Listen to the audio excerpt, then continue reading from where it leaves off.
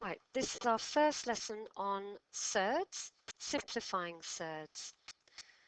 And we're going to be using the fact that the square root of a times b is equal to the square root of a times the square root of b. And we'll also be using the square numbers set. 1 times 1 is 1, 2 times 2 is 4, 3 times 3 is 9, 4 times 4 is 16, etc. So let's start our first example. The square root of 32.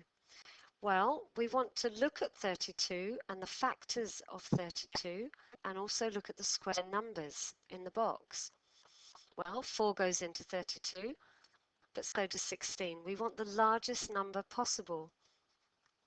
So we split 32 into 16 and 2, and then 16, the square root of 16 is 4, and then we can write 4 times root 2, or just 4 root 2, because like algebra we don't write the multiplication sign in. Second example, the square root of 200. Well, you can see that 100 goes into 200, so we can separate the square root of 200 into the square root of 100 times the square root of 2. Now, the square root of 100 is 10, so this one is simply 10 root 2. Last example, 5 square root of 18. Well, 9 goes into 18, that's one of our square numbers.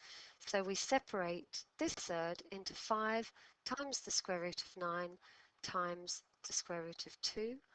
9 is a square number, as we know.